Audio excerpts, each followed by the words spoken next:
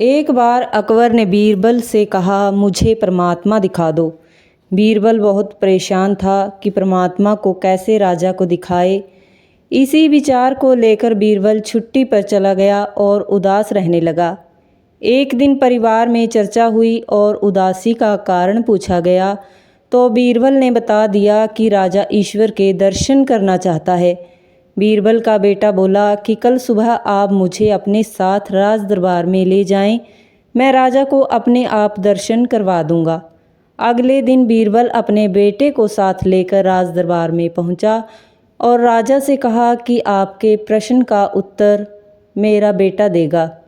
राजा ने सोचा, यह लड़का क्या समाधान करेगा। लड़का बोला, इस समय मैं आपका गुरु हूँ और मुझे उचित स्थान दिया जाए। राजा ने सोचा, बात तो ठीक कह रहा है, मैंने तो प्रश्न किया है, समाधान करने वाला तो गुरु समान होता है। राजा ने लड़के को बैठने के लिए ऊंचा स्थान दिया। लड़का बोला, महाराज एक दूध का कटोरा मंगवाओ। राजा ने दूध का कटोरा मंगवाया। लड़का बोला, महाराज इस दूध में घी है। राजा बोला, हाँ है। लड़का बोला, पहले आप मुझे उसका दर्शन करवाओ। राजा बोला, तू मूर्ख है, घी के दर्शन ऐसे थोड़ी होते हैं। पहले दूध गर्म किया जाता है, फिर उससे दही जमाया जाता है, फिर उस दही को मधानी से बिलोया जाता है, फिर माखन निकलता है।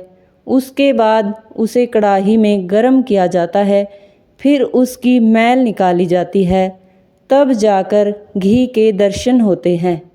लड़का बोला, यही उत्तर है आपके प्रश्न का।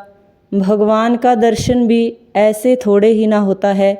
उसके लिए पहले इंसान को तपना पड़ता है, तपस्या करनी पड़ती है, साधना करनी पड़ती है, अपने अंदर ज्ञान की ज्योति जलानी पड़ती है, तब जाकर कहीं परमात्मा के दर्शन होते हैं। अकबर समझ गया और बोला, सच में तू मेरा गुरु है। ईश्वर को जानने के लिए बहुत कुछ करना पड़ता है। वैसे हर आत्मा में ईश्वर का अंश होता है और उसी ईश्वर का रूप समझना चाहिए, तभी सुख की प्राप्ति होती है। यही संसार का नियम है।